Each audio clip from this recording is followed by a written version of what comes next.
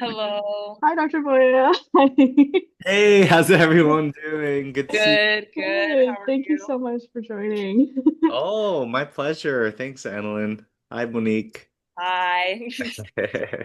We also have Raven And here. She's just setting up her computer because she just got home. Awesome. No problem. No problem. Yeah, I know it's a Sunday, so yeah. thank you all for joining. Oops. I'm actually on call, so I'm Okay. getting called by the hospital. 1 second, okay? Yeah, yeah, of course, Uh, of course. Okay. how's everyone doing? Good. Just ate. Oh, Annalyn, you're muted. And so we're just waiting for more folks to trickle in. Hopefully Yeah, Sure. they'll be hopefully. coming in. Yeah. No problem. No problem. I totally understand it's a afternoon on a Sunday, so a lot of Yeah. people are Got church, people have family. Yeah, exactly, exactly. And I see Raven is also on the line. Yeah, I think she's still setting up. Okay, okay, very good, Going very into good. it. Mhm. I lost my headphones. I found them. Oh, I'll be on in a second. Nice. Very cool. Well, happy Sunday, everyone. yes, I happy hope Sunday. Are everyone's you are you feeling, are you yeah. back in the US now? Oh, okay, Yeah. I wasn't Nice. sure. I Okay. am. I am. Okay, that's good. I'm actually on call. So Oh, the right, moment right. I came back, um, I jumped straight into the hospital. Oh, wow. Yeah, Okay, so excuse me also if I get called. okay. Yeah, everything should be pretty stable, but yeah, I'm excited to talk with all of you. Yes. Okay. Well, I sent you that the guideline, but you don't have to follow it. I'll repost it in the chat. Yeah, yeah, yeah, yeah. I mean, we could keep it very informal, especially since we have a small group. I want to make it Uh-huh. useful to all of you too. Yeah. Okay, Yeah, maybe even we could just do introductions since it's such a small group. Perfect. sure. Yeah. All Do you right. want to Monique start, can go Moni? first. Oh, Or okay, I'll go first. yeah. Hello. My name is Monique. I am a third year undergrad at UCSD, and I'm pre-med, interested in neuro or Ooh. psychiatry. And one fun fact, um, I like running. I'm really trying to get back into running. I went on a run today and I was running along the train tracks safely. There were no trains. Nice. Okay, good. And Good. I really like exploring and yeah, that's me. Well, that's great. All right. Hi, everyone. My name is Annalyn. I'm a third year medical student at Western U. Um, I'm just excited to be here. And then another thing is I'm trying to get back into reading and I wanted to reread my favorite book, which is The Little Um, Prince. Oh, that's a cute book. Yeah. awesome. Oh, Annalyn, which Western U in Pomona? Yes, Western U in Pomona. Oh, that's awesome. Yeah, yeah, Oh, yeah, yeah. Very cool. thanks. Is it me now? Yeah. Okay. Hi, I'm Raven Lirio. I am a second year at AT Still University in Kirksville. Um, I use the same fun fact every time. I'm a professional voice actor as well as in med school, so Oh. I balance both worlds. But yeah, that's always my fun fact. It's my fun fact for voiceover is that I am in medicine, and my fun fact for medicine is I'm in voiceover. So. Oh, what That's do you do awesome. voiceovers for? For the most part, it's well, sometimes now that I'm in med school, it's a lot more just animation, sorry, narration work. So, I voice for the updates channel for Rush Royale actually. So, it'll be like update 29 point something and then whatever new things are in the app. But I also voice in that app itself. So I voice like two or three of the heroes in that game. There's like a few other gotcha games here and there. I think my biggest one's Path to Nowhere, Oh, which is also a gotcha game. So I had to pull myself, like I kept on playing it to try and get my own character. So yeah, so a lot of that I used to do some like cartoons and whatnot, but not as much since med school started because it takes so much time. yeah. That's really cool, Raven. And what year are you in med school? Second year. Second year. And Second year. where at again? AT Still AT still. University in AT still. Kirksville. Very cool. Very cool. Nice. I see Oh, and I Lester's guess here too. interest. Yeah, I'm Yeah. all over. So I'm mostly interested. in dermatology and or PNMR, but I'm also very, very open to seeing if I have another interest. My boyfriend's super duper, as I love to call him, a neuro nerd. So he's very interested in neurology and trying to see, yes, if he will change my mind about it. So Oh, awesome, awesome. Yeah, tell him he's more than welcome to join us too. he's studying here in the Okay. background. Very cool, very cool. Awesome. Hey Lester, good to see you here. Hi, nice to see you. Nice to see everyone. I put it in the chat, but sorry my camera's off because my back hurts. Like Hmm. so I'm trying to lay down right now. Oh no. Okay, I hope you feel better, Lester. Oh yeah. Thank you. Oh. And then we have Angelina as well. Oh, hi, Angelina. We're just doing short intros. If you can unmute, or you can just put it in the chat. Oh, This is my boyfriend. hello. I can take off my headphones a little. Nice to meet you. Um, It's okay. I think you can introduce yourself, Dr. Moya, then. sure, sure. So hi, nice to meet you all. My name is Antonio. I am one of the co-founders of the Council of Young Filipino Americans in Medicine back in 2019, 2020. And it's really nice to be here on a Sunday. As you all know, please forgive me if I have to step away briefly. I'm actually on call this weekend, inpatient neurology. So I'm more than happy to talk to you all about how my schedule works and kind of my pathway to neurology. But yeah, Monique, I have your questions. I can go over them as you'd like. Sure. All right. So, just so you all have like a little bit of background, right? I am currently a professor of neurology in Los Angeles for two medical schools slash residencies, actually three to be specific. So my main institution is USC, University of Southern California, where I teach the medical students and the residents, so PGY 1 all the way to PGY 4.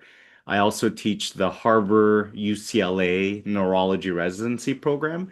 So those are also PGY 1 to 4. And also the psych interns. I teach them mostly PGY 1s, intern year, and they're at Martin Luther King Jr. Hospital. Are any of you from Los Angeles, LA?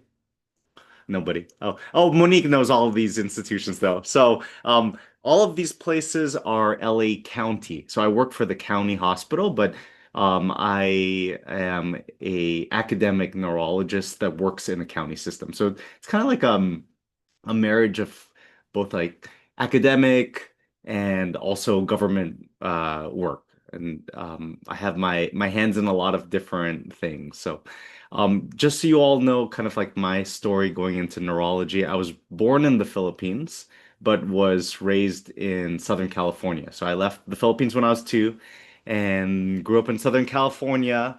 Of course, I had family members, parents who said, "Oh, he's going to become a doctor. Specifically, he's going to become a cardiologist. If not a cardiologist, he's going to become a GI doctor." So, their motivations for me to get into those specialties were definitely related to uh, not necessarily my passions, but what they thought made the most money. And my titas and titos, a lot of them were either internal medicine, pediatrics, general surgery. So I came from a family of folks who were already in medicine. Oh, nice, Raven. You moved from the Philippines at age 2 also. Okay, Manila or what part of the Philippines? Oh, am I I? think I think Raven, your mic might be disconnected. Is that better? Yes, Yeah, much now I better. can hear. Yeah, my family's from Parañaque, but I was born in Makati and we were there. Oh my Yep, gosh. that too. Nice, same here. I was also born in Makati. Which hospital? Makati Med. Oh, okay, the other one. My family owns St. Clair's Hospital in Oh Makati. wow, okay, okay. Very cool. The small world. Oh, I see here there's also a chat. So if y'all have any questions whatsoever or just want to talk, like I want to keep it really informal, so just interrupt, raise your hand, or put anything in the chat. And I think Monique and Lester are helping to moderate things. So, um, yeah, my journey in medicine, I was always very much a nerdy kid. I loved reading science books, but also I loved helping people. So I feel like that's kind of the story that brings a lot of us to medicine, right? Like we enjoy science, yet we have like this heart to take care of folks. And seeing that in my family, like the Filipino culture is really embedded in what I wanted to do as a career. I was really lucky to go to UCLA for my undergrad. Do we have any Bruins in the house? No. Yeah, Go Go Bruins! Bruins. Um, but I actually got very, very involved with a group called Filipinos for Community Health. So it was a community service organization at college that allowed us to go out into different places like LaSalle Park, Carson, and do blood pressure screenings. That really opened my eyes to like how the story of my family from the Philippines moving here and having bad health outcomes was actually like a very, very common story. I'm sure all of you have lots of family members with what we call the triad, right? High blood pressure, diabetes, high cholesterol. So when I saw that, I said, "Oh gosh, my story is very similar to other Filipino Americans." And I love science. I was actually a biology major, but I got even nerdier and went into neuroscience because I I loved the brain early on, and decided to pursue that. But I think the game changer for me was when my Lola, who was living in Olongapo City, she had a stroke. And as an undergrad, I didn't even know what a stroke was. I thought a stroke was something that had to do with the heart. I thought she had a heart attack, but in fact, when she had her stroke, it was in Olongapo and she could no longer speak. And not only could she not speak, she no longer was able to walk, but she was bedbound. And I thought this is the most horrible disease. Within the blink of an eye, my grandmother completely is not able to be the successful, businesswoman that she was at Olongapo City. And I wanted to know, like, what kind of disease process could rob you of your humanity that quickly? So, unfortunately, my grandmother wasn't able to get it to the hospitals quickly. And at that time, TPA, just tissue plasminogen activator, was really only accessible to a few well-off patients actually in Manila. So she really suffered a lot from her stroke. And at that time, I said, like, I want to find out what can we do to improve stroke care for people like my Lola in the Philippines. So, thankfully, while I was in undergrad, I got to work in the emergency department and was actually involved as early as like in my early 20s in stroke activation, stroke codes. Have you all been to stroke codes before in the hospital? Raven has, right? Yeah. What has your experience been? It happens so quickly when they call it, Yeah. and everything feels very it's you're trying to be proactive, but it's also very reactionary. And Yeah. there's a lot of people Mhm. involved, a lot of parts figuring out what the next step is going to be. I haven't seen Yeah. that many, luckily, but yeah. Okay. Okay. Yeah, it's kind of like it's like almost like if it runs well, it's like an orchestra, right? Like each person in the orchestra has their part. And for me, I was like the violinist who played like fourth chair. Because as the undergrad, my job was just to alert the doctors that there was a incoming stroke patient and interview them by asking, when did your symptoms start? And that's it. And then call the neurology attendings. But we were called the eyes and ears of we were called the student stroke team. We're the eyes and ears of the neurologist. And I was just fascinated by the fact that a person could come in, not be able to speak in the emergency department, be completely paralyzed on the right side of their body, get a CT scan, get this medication called TPA, and many times like their symptoms would slowly start reversing in front of your eyes. And I think the moment I saw that, I said, whatever field this is, I want to be part of that. That is so cool. Like I remember as an undergrad, as an undergrad. Like I saw one of the first mechanical embolectomy retrieval procedures because it was actually founded at UCLA, the Mercy retrieval device. And the neurologist was a French neurologist. He named his device the Mercy retrieval device. Mercy stands for mechanical embolectomy retrieval in cerebral ischemia. Merci. I don't speak French. Lester speaks French, so he can correct me on my pronunciation. But I just saw this French neurologist who created this device remove a blood clot. Yeah, merci, thank you. And then the patient within like 30 minutes was speaking again. Like the family members were crying. And this was just like the most dramatic thing I've ever seen. Of course, this meant a lot to me because I said to myself, what if my grandma in the Philippines had access to this, right? Like, she was in Olongapo City. Nobody called the ambulance. First of all, it was raining and there was like a typhoon at the same time. And like, how could you get to Manila from Olongapo City? Like, that's hours and hours away. There's no stroke center there. Like, the only way that maybe things could have been different for my grandma is like going to the root of the problem, right? Like my grandma had like cigarettes, she was overweight, she ate ice cream, she had diabetes, she had high blood pressure, and she never went to the doctor. So that's when I got interested not only in neurology, but like the public health aspect of things. Like, how can we prevent our community from having strokes to begin with? Or to even know to call 911 or the equivalent of 911 in the Philippines or go to the hospital. So after UCLA, I wrote a proposal. It was like a long shot. I was like, okay, I want to be in Manila and I want to study acute stroke in Manila and see like how things could be improved for people like my grandma. And it was through this organization. It's the Fulbright organization. Back when we actually had funding for these types of things from the government. Oh my God, it's crazy times. Anyway, I applied for it. I'm so thankful, got in, and did a Fulbright for a whole year, really like living at the hospitals in Manila. And not only one hospital, but three different hospitals. If y'all know Manila, like there's St. Luke's, Quezon City. They didn't have Global City back then. That's how back in the day it was. UST, University of Santo Tomas, and UPPGH, which was the hospital that I lived right next to. And I fell in love with like neurology and practicing neurology, especially in the Philippines. Like with limited resources, the neurologists were like so cool. Like they could isolate the lesion, they knew exactly what to do, but they couldn't afford to like get an MRI, right? So a lot of the things were based on like CT scans, angiograms.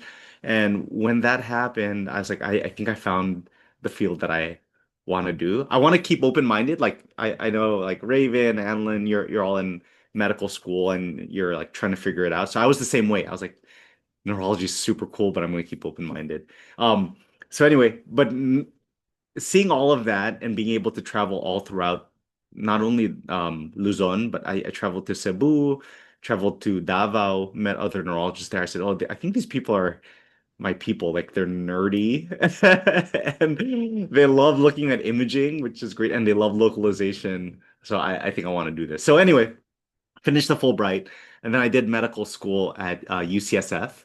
But it was actually I specifically wanted to do medical school where I could also do public health. So I did my med school training at UCSF, University of California, San Francisco. But it was a joint program with my Master's of Public Health at Harvard. So that was first MS1 to MS3 was UCSF. Between MS3 and MS4 was Harvard, and then MS4 was UCSF.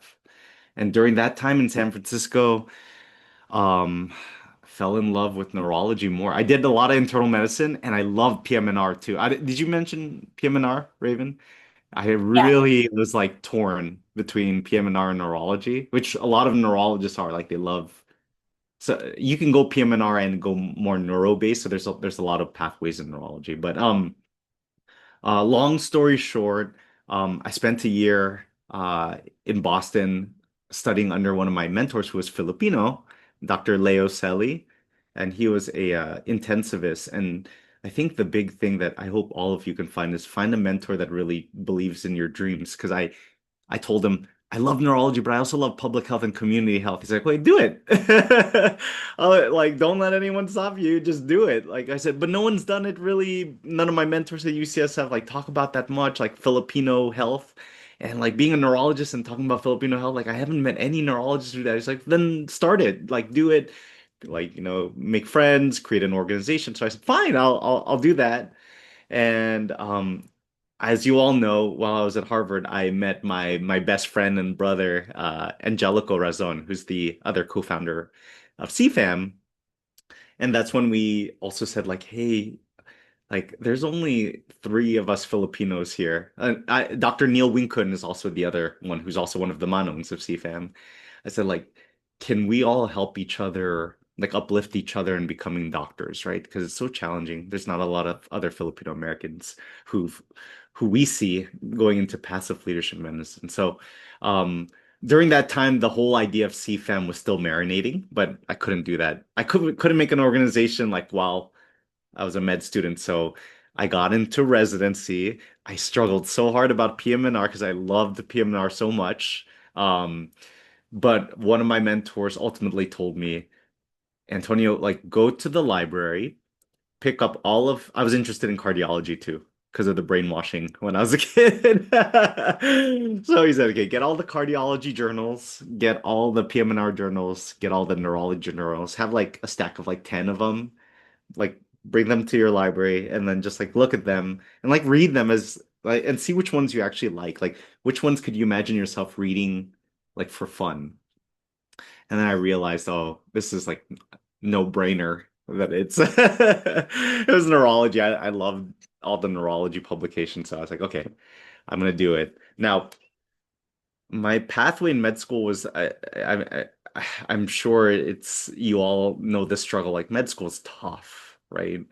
Unless it's very easy for all of you. Med school is very have you all done clinical rotations yet? Oh, okay. I've done mine. Or Okay, this is good. I'm like my fourth month right now, so just barely Nice. starting. Very cool, very cool. Have you done you're interested in neurology, right? I'm interested in both family med and internal med, so I'm kind of Oh, in okay, okay, between the nice. That's two. have you done those already or your sub-Is? Not for family med. I'm just a third year, Oh, so okay, I okay. did my two IMs already, and I'm I in see. nephrology right now. Okay, okay.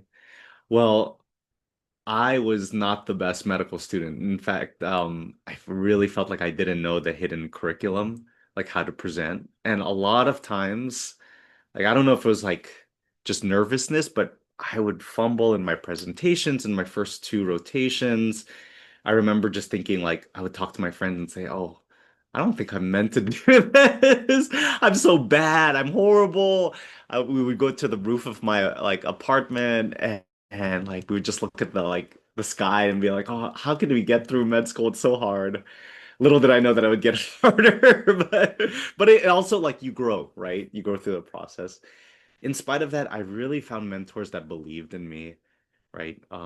They didn't put me down. They gave me really good specific pointers on how to improve my presentations, and they told me how to be strategic in terms of applying for different residencies. So, in spite of the fact that I thought I was like the most horrible medical student, I would not, succeed. I was able to do well on my neurology rotation specifically, get letters of recommendation, and I can tell you all about the whole process to help you all through that. And then I got into the residency, my first choice of a residency. And again, I don't know if that's because I didn't believe in myself, but I just said like I don't I'm not supposed to be here. So I ended up going to Cornell, New York Presbyterian in New York. Uh, and that's where the most challenging time of my life has been. So if you think med school is hard, residency, especially if you do like a tough residency at a tough place, really challenges you. But I feel like I grew the most there. I did 4 years of residency at Cornell, and it was with Memorial Sloan Kettering, so a really tough cancer hospital. And I'll talk to you all about more about this later on because it was definitely the most challenging time. I had two co-interns commit suicide my first year. Um, and there was a lot of issues related to mental health, like for my whole class after those two committed suicide. Um, it was like a wake up call. Like, oof, like becoming a doctor is so not easy. It's not easy at all. Like I need, that was the time I was actually calling Eco Angelico, Dr. Rizon, and asking for help because I said, are we gonna make are we gonna make it through residency? I always tell him like, are we gonna make it? And he's like, yeah, we're gonna make it, but I don't think we're gonna make it also. So we both struggled together, but we did well. And then I ended up getting the fellowship that I wanted also at UCLA, which is a fellowship on stroke and public health. And that's when I really started to lean in on studying the Filipino community and how to improve messaging about stroke through teleseria, through like I don't know if you all have seen the video, the Pansin commercial. So I developed when I moved back to LA, so my fellowship was at UCLA. I worked with like filmmakers and community members from historic Filipino town to create a PSA on calling 911 once people get stroke symptoms. Actually, I can share it with you all later on. But anyway, the video actually got picked up by ABS-CBN? Yeah, TFC.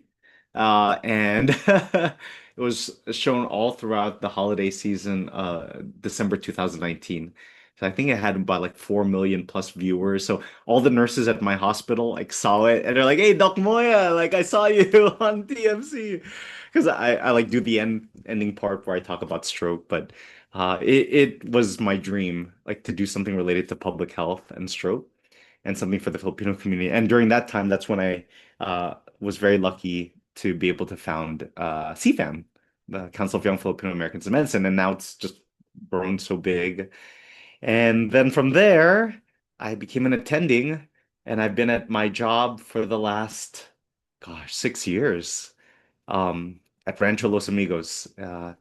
And if you all are in LA, I would love to bring you all to my hospital. It's like so the PM&R comes back because I work at a rehab hospital, but it's actually acute neuro within a rehab hospital. So I when I was at UCSF, I fell in love with PM&R because I love the atmosphere of the hospital. Like rehab hospitals can be very uplifting. I said, oh, I want to work at a place like this where people are creating art, putting up their artwork, having festivals, having like farmers markets, and then focusing really on recovery. And then I got lucky because when I went back to LA, that was the hospital that I ended up working at during the pandemic. So uh, I ended up there, and I am now a professor of neurology teaching the med students and the residents there, both USC and UCLA, so rival institutions, but I go both sides. But I'm always allegiant to the UCLA at the end of the day, but I love my USC residents as well. Um, and I think the really cool thing that I recently have dived into is because the leadership has seen that I love to bring people together and encourage my fellow doctors who are not neurologists, but even just like my nurse practitioners, psychologists. Like I love working with all the folks, right? Like as a team. I was recently elected to be the president-elect for our whole professional staff association. So I represent all of the physicians, the psychologists, the podiatrists, the dentists of the whole hospital. And so I have to be the interface between them and the CEO, CMO, etc. So right now, I'm kind of wearing the hat of like a clinical neurologist and educator, but at the same time doing a lot of admin work. And I see how the sausage is made. Um, Healthcare definitely is not for the faint of heart working in hospitals. And I'm still learning so much from my students, from my residents, and teaching them also. Yeah, but that's my story in a nutshell. Yeah. Of course, if you all have any questions, just shout them out, and I could tell you more. I have the list of questions for Monique, but I want to leave time for everyone. Yeah. I think I had a question. I know being Filipino, we have a lot of our own cultural values, and some of them can be positive, some negative. And with the Filipino, I guess, outlook of hiya, kind of keeping the peace, keeping yourself small so you're not disrupting or making any waves. how did you find ways to overcome that, especially not only as a Filipino going into medicine, but also being a physician leader? Yeah, yeah. It's a great question. Thank you, Annalyn. Hia is super a part of my life. I'm sure you all grew up like I think Hia also because my parents would always say like you have no shame, and I would feel like oh gosh I'm being too loud or I'm laughing too loud, and that's where I think I woke up during medical school seeing that I'm not going to do well in my clinical rotations if I'm always so tahimik, like quiet, like during presentations, I would speak in a quieter voice. Like I wouldn't be loud. I wouldn't speak. I'd look down in my paper. And then when the attending would ask a question, I would definitely be like, I only want to speak if I have the exact correct answer. But my colleagues would just be like, oh, it's this, it's that. Here's the differential diagnosis. Completely wrong. But they would give their reasoning and the attending would love it. And I was like, whoa, I guess in American culture, even though I lived most of my life here, like here we're rewarded for just speaking out and saying what's on our mind, not necessarily thinking it out completely, but just having more. That was like kind of the hidden curriculum, right? Like, oh, like I need to speak up, but I also want to not just blurt out any answer, right? So I try to balance both, and then I would practice giving my presentations in front of the mirror. Like I know that sounds so cheesy, but I would ask my friends like, "Hey, can I practice presenting this patient to you?" Or even if I had like a resident that really was like on my side, I was like, "Can I come in like an hour earlier and practice this presentation with you?" Just to let me know if this makes sense. And they would coach me and they would help me. And the more I asked for help, I realized, oh, like you get rewarded for asking for help a lot of times with the right person, right? Like I've had residents who like you ask for help and they look at you, they're like, oh, how could you not know that? And that would make me feel like very, very small. But that's when I would go back to eco and be like, oh my God, this resident made me feel horrible. Like, does that happen to you too? And then I'd find out, oh, I'm not alone in this. Eco actually has very similar issues. I don't know if it's because we're both like Filipino or, we're not looked at the same as our like colleagues who are white, but there came a point where I was like, oh, I'm not helping myself by being here. Like I have to practice, practice, practice being able to speak up. And I think I got used to that so that like I would speak up, but I would also be measured in what I say, right? And try not to uh step out of bounds because New York is a very hierarchical system, right? Where everything is based on like where you train. So in New York, I learned to kind of like know how the hospital works and speak up when I needed to, but also know when to let others speak and listen, right? And I think at this point, after having had so many challenging experiences throughout my medical career, I've gotten into this groove of just say it. Like people will never all like you, right? Like a lot of people will love you and a lot of people will talk behind your back about certain things, but you just have to do what you believe is right and what's right for the patient. And if you're wrong, admit it early on and apologize, and learn. I think that that's what helped me kind of overcome the hiya. Now, I don't think hiya is necessarily a bad thing. Like when I speak with my Filipino nurses, like I'm able to kind of like code switch, right? I'm sure, do you all have like nurses who are Filipino in your hospital? Yeah, so like I don't know, like I kind of like I don't know, I kind of become more like my Filipino like Antonio when I was living in. So I like make jokes with the nurses, talk about food, like if they compliment you, like, oh, hindi naman, da, da, da, da. Like kind of like it's helpful to be able to code switch, right? But when you're with colleagues who are not necessarily Filipino, you just have to be like, okay, what do my mentors who I really admire do well in the hospital and how do they present themselves, right? And that's how I feel like I've overcome it. Yeah. It's still a work in process, of course. Yeah. How do you all actually, since I'd love for it to be an open conversation, like how do you all overcome your HIA when you're in a medical setting? I think similar to you, it's a big work in progress, especially because I'm still very fresh and starting out. Mm, Um, it's more of just trying to balance it as much as possible, where kind of giving the humility factor, I have a lot to learn still, and even if someone like wants to talk over me, I'll try to hear them out first and go, oh, actually, like blah blah blah, like so not in a way that's combative or anything, yeah. but also trying to, I guess, like hype myself up a little bit more, where it's like, okay, if an attending's asking me a question, and usually I'd be like, oh, like you said, wanting the exact correct answer, I'd give a try anyway, even if it's wrong, least try to answer and then give a reason. And you're right, they do love that. The attorneys are like, oh, great. Actually, I see where you're coming from, but it's Yep. actually this, or like, oh, actually, that is correct. Or so it's more of just trying to balance that I have a lot to learn, but Yeah. I also know a lot as well. Exactly, exactly. And putting yourself out there, actually, that's a really good point, Adeline. Being able to put your nickel down on the, like, okay, give me your assessment and plan, and then I'll hear the medical student give me a really beautiful like synopsis. But then in it, I'm like, what do they believe this patient has? If they were to put their nickel on a diagnosis, what are they going to put their neck out? Like if you were the attending and you had to talk to the family member and they're like, doctor, what do you think this disease is? Like, what would you say? I want to see my medical students practice that, right, in a safe environment to practice, so that they can get that confidence when they're attending to do that. How about you, Raven?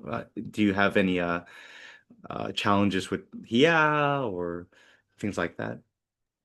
I'd say so. It's a little different because I'm still in Oh didactics. yeah, yeah, yeah, yeah. You're I right. don't You're really right. have an attending, but we do have to practice giving like presentations. So we have standardized patient encounters, and my school in particular does a lot of them.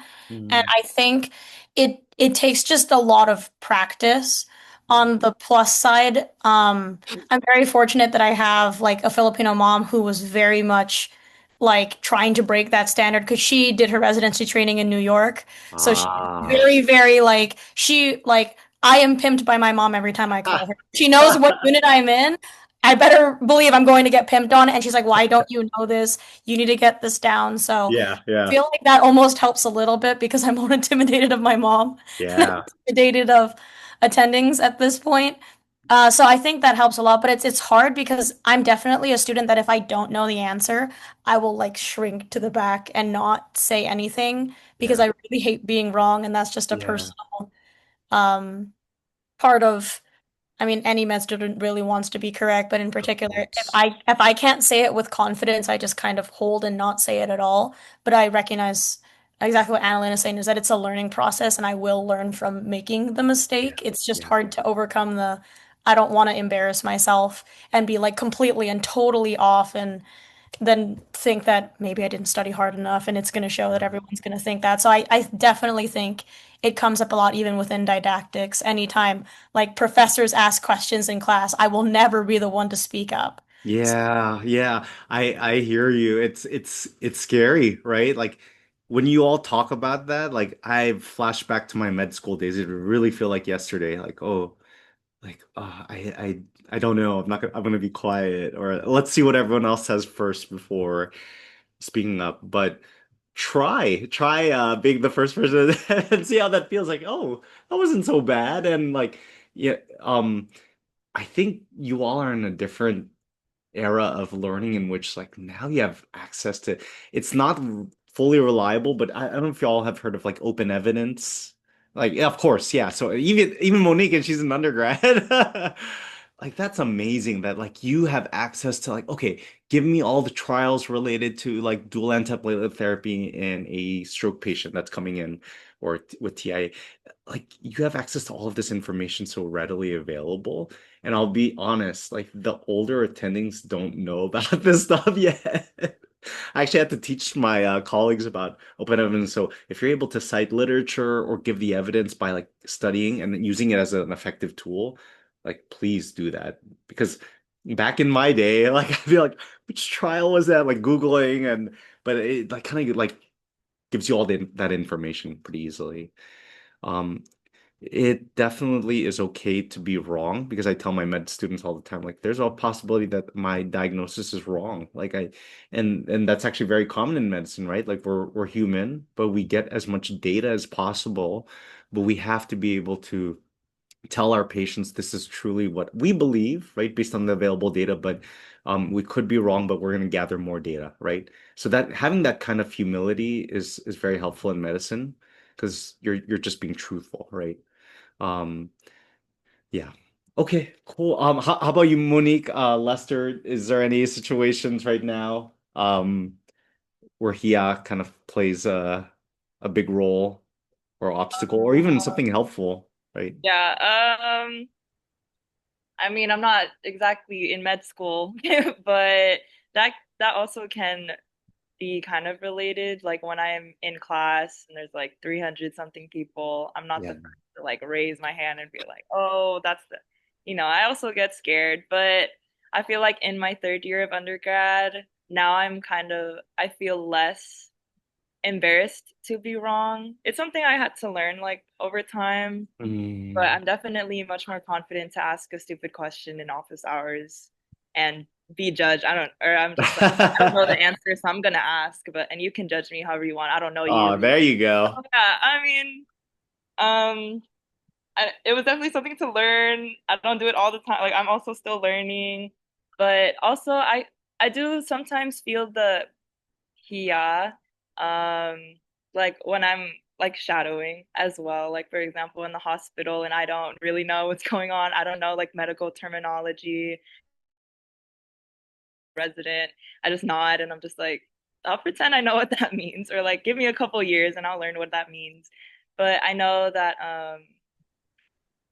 it's not, or like I try not to feel embarrassed that I don't know. It's just that like I I will learn, like I'll learn it eventually, or like I'll Yeah. take note of that and I will like read up on it or something. So full disclosure, Monique actually has shadowed with me in Oh yeah, the hospital. surprise! I've been to Rancho. It's beautiful. Yeah, it's a great institution. But Monique, like when she shadows, she asks really good questions, and sometimes I don't know the answers, right? Or I have to look up the answer. I tell her that, like so yeah, they always say like there's no like stupid questions. Well, people will always judge you based on so if they're gonna judge you already, like I think it's like I have a shirt that says walang hiya, right? Because like I have no shame because I'm sure I do a lot of things that make me look like a fool, but I'm just like very honest with it. I was like, I don't know. Like I really don't know this answer. If it's something that I could easily look up.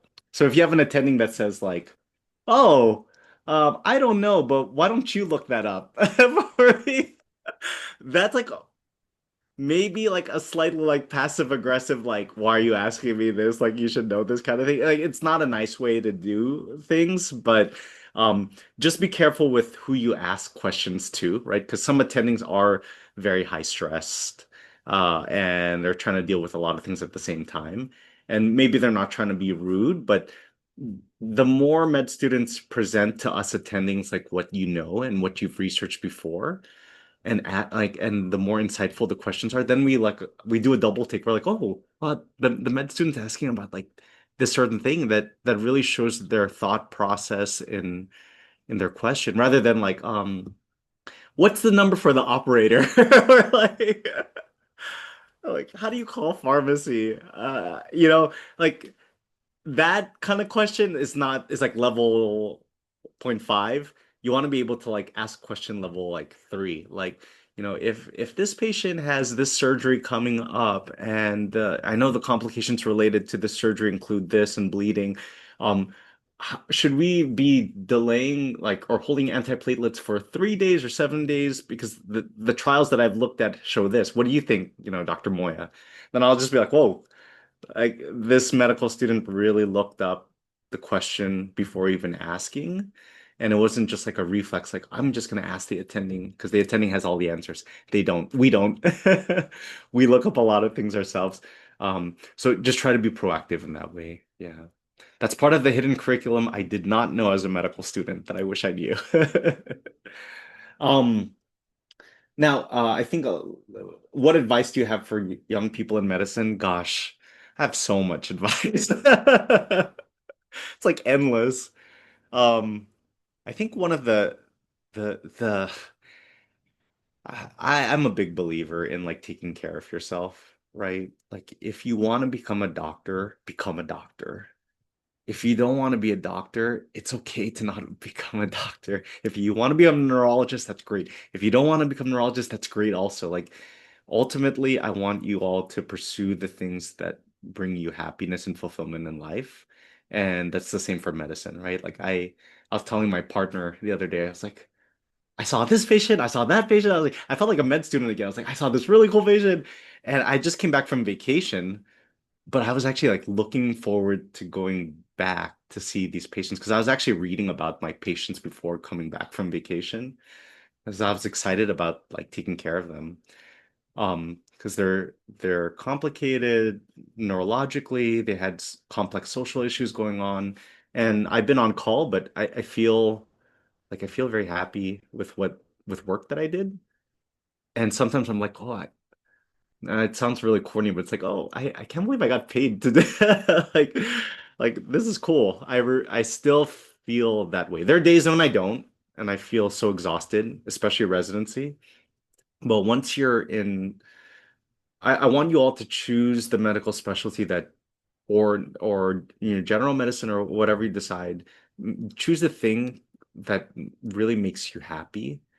And oftentimes that involves like going to like a coffee shop, a boba shop, and like having a piece of paper and like just mapping out like in your life, like what makes me happy? Like what do I enjoy doing? Like for like Raven, like if you still enjoy doing like voice acting, like how can I integrate voice acting into like, my career in medicine, right? For me, it's music. Like how can I still play in a band like once in a while and still do neurology? Like can I bring music to my hospital? Like find out what you're still passionate about, right? But then learn how to integrate it into your career. And then always ask for help. You all know that. It's always said, but sometimes it's said like nilly-willy. I really mean it. Like if you have access to getting mental health services, like I had a therapist during medical school, during residency when I had the two co-interns committed suicide. I was like, I need as much help as possible getting through this. Like ask for help early on because oftentimes people don't know to help because everything looks nice from the outside when you know that you in yourself like that you're struggling inside. And that's okay. If you're struggling inside, that means congratulations, you're human, right? Medical school is so hard, like reach out for help. And if you're doing really well, but you see that your friend is not doing well, like reach out to help them too. I think that's super important. That's what I wanted CFAM to be, right? Like we're all struggling through this whole career. Even me, like even though I've been attending for 6 years, I still like want people to help mentor me, and you all have each other to talk to through these hard times. Yeah. What other questions do you all have? Because I have other questions here. I could keep on talking. It's not on the list that Monique gave, but I kind of want to start integrating this into other Power 20 chats. But Sure. what do you believe is the biggest misconception about your specialty? Oh, that we're like the biggest nerds in the world. Like, I think all doctors are huge nerds. If you're a PMR, you could be nerdy about that. If you're like orthopedics, you could be nerdy about that. Like neurology, we don't have a monopoly on being nerds. And I think that diving in deep in what you're passionate about, interested in, is like how you find happiness in your field. Neurologists aren't all mean. I don't think I'm mean in the hospital. I try not to be mean. Um, Definitely New York made me mean. Like after New York, I learned how to like I'm sure like Raven, your mom, like learned how to like have a tough skin. But I realized in California, like the med students don't respond well to that. So like now I'm like, okay, like you want to take a wellness day off, go for it. Like, take care of yourself, all these different things that in New York just it's a whole different culture. So, yeah, neurologists are so varied, right? Like you could be like the like the badass stroke neurologist who's in the emergency department. You could be the ICU neurointensivist who's doing procedures all day, like putting in lines, like lumbar punctures, etc. You could be the dementia doctor who actually is like more like a neurobehavioralist who's in the clinic and has like a 8 to 5 job and like sees patients and speaks with them for an hour. You could be like on the cutting edge of MS research and studying all of these new drugs that help patients with MS. You could be a sports neurologist. Like you could be like my mentor. He's the CEO of the hospital. He is the neurologist for the New York Giants, right?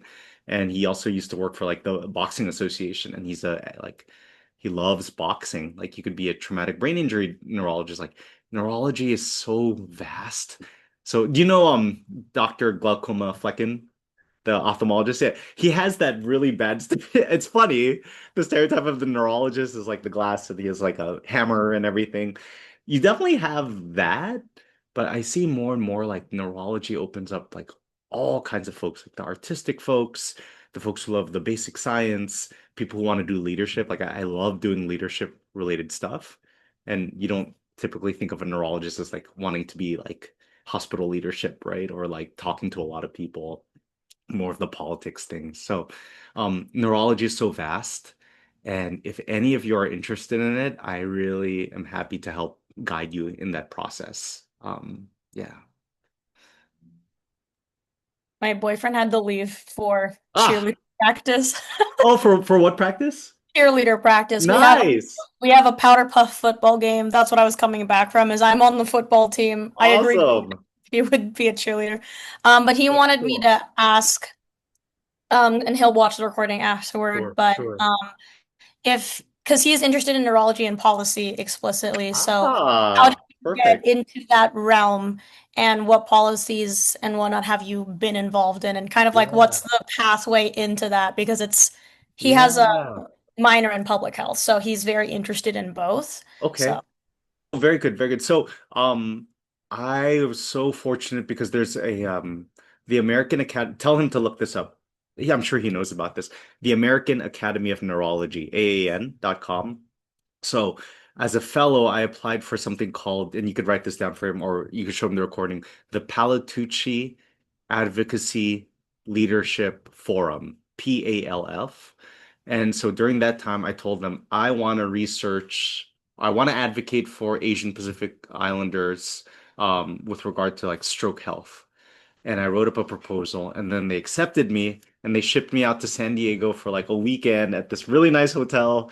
They take your like pictures, they give you media training, and then they actually like let you meet different Congress people, like congressmen from like all over San Diego. And then they said, okay, we're gonna send you like Antonio, since you like to talk to a lot of people, we're gonna send you to Neurology on the Hill. That's NOH, Neurology on the Hill. Um, and you're going to be meeting with your senators, with your representatives to talk about three different issues. Like one of them is going to be telemedicine, right? And telemedicine reimbursements. The other thing is going to be about prior authorizations for different drugs, like prior authorizations are this like big headache. And then number three is funding the brain initiative and increasing NIH funding for the NINDS, neurological diseases and stroke. So I got to like, dress up with our green bow ties, and there was about 200, 250 other neurologists from all over the United States, all convening in Washington, D.C. and speaking with our representatives. And we had like our talking points and everything.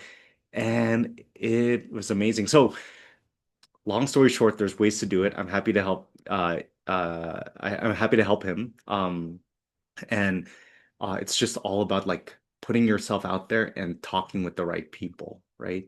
And especially if there's an advocate, what is he specifically interested in within neurology? I'm not exactly. I think he was in the same boat, that he majored in neuroscience Ah, in graduate because okay. he just loves the brain. And Yeah. we haven't even hit neurology as a unit yet. We get to it in spring. Okay, okay. So excited. Like everyone's like, it's the hardest unit. He's like, I am so excited to get to. So I think it's just kind of all round. Yeah, yeah. I don't know if there's a specific part of neurology he's interested in per se. Do you all have a student interest group in neurology? We Psych? do. We have a Perfect. neuropsych club, but it's a little bit heavier on psych than Yeah. neuro. Because we have a You're psychiatrist come in, we have no neurology in this area. So if we do need to send a neurology, it needs to be sent an hour and a half to another city. wow. You're at Western? No, you're not Western. You're at AT. Yeah, AT still What Kirksville, what state is that in? Just Missouri. Missouri, okay. Because I know there's a AT still in Arizona too. Yeah, Soma. Yeah, okay. Does Jacob? No. Jacob Les? No, you don't know him, right? I think he was at the other one. Anyway, I think yeah, he's AT still Soma. yeah, exactly. So I would I would recommend, and I didn't do this as a med student because I was just trying to survive. But what I've learned is the earlier you do things, the earlier the better. Like less you use less energy to do that thing later on in life. So I'm happy to plug him into the right people within the AAN. I actually serve on the subcommittee for advocacy engagement. So one of the questions they're asking me is like how to get more med students involved in policy within neurology. Um, so I think there's he's big API as well because he's Chinese, and so his okay. big deal is the Chinese like population. Also, same problem as Filipinos of not coming in to see a Yeah. physician. So, For sure. Yeah. Tell him to go to AAN advocacy, like mhm. Google AAN advocacy. So there's a lot of resources there. And I'm happy to give you all my email too. Um, so that like if he has questions, he could ask me. Um, I have my hands in a lot of different things. So I do policy stuff, I do research, clinical research, I do education. So sometimes doing too much is not good too. But it definitely makes whatever you're into, like neurology or PMNR, internal medicine, more exciting, right? Because you're always on your feet. So How do that's you balance having so many different hats? Because I feel like I'm in the same boat. I'm in like yeah. leadership for way too many clubs on my campus. Yeah. Interested in so many different things. So how do you It's balance funny. having all the different things? I think you all are. Probably all five of us on this call are like that. And it doesn't get better. As you get older, it just keeps you just embrace it and realize that sometimes you'll make mistakes. You'll like forget some things. Always take care of yourself. That's why I always say that. Like I have a whole philosophy in life. Like I kind of want to like write a book about it. Like how do I focus on my life? I think of like life as like a pentagon. Like what am I doing for my body? What am I doing for my mind? What am I doing for my spirit? What am I doing for love in my life, including family? And then what am I doing for my finances? And making sure that like the Pentagon is not just skewed one way or the other. Um, and I'm very religious about keeping lists of everything. So that's my own cope. I learned that from internal medicine. That's why I loved internal medicine. It was like very checklisty, but not all people like checklists. So find your own system to keep track of things. And if you feel that my question's easy, like if it brings you energy and happiness, like you keep it. It's kind of like Marie Kondo. Like if it brings you happiness, you keep it. If it doesn't bring you happiness, leave it. Because there's not enough time and energy in this world. And you'll see in residency, they told me this. There are three things in life, like fun, like sleep and work. And you can only choose two out of the three. That's not sustainable. You could do it for a little bit, but I think now like I need all three of them, but maybe the sleep is just a little bit less. Then you just become really efficient with your time. You're like, okay, like I walk on the treadmill and I also like answer emails and do things. So maybe that's not the best thing, but that's like one of the things that I do to like keep my mind active. Yeah. Awesome. I'm happy to help you all too. I know it's already 5:04. Um, but yeah, Monique, is there anything else that No, we could wrap it up, but thank awesome. you so much. That was cool listening from Oh, like all the different stages as an undergrad. Um, yeah. to like listen to where everyone is at, and I just try to apply it to like my stage. That's awesome. Well, thank you for putting this on, Monique and Annalyn. I really appreciate Raven, Lester. Thank you for Oh spending yeah. your afternoon with me. Oh yeah, let's I take a picture before we okay, okay. Sounds good. All right. Three, two, one.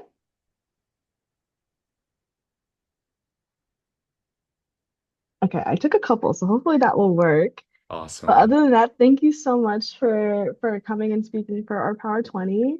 We're really excited to have had you here speak your wisdom. Mm. And yeah, to all you who are viewing this via the recording, hi, and we hope to see you at our next one. Thank you again, Dr. Moya. Take care, everyone. Have a good day. Bye. Bye Yeah. bye. Thank you.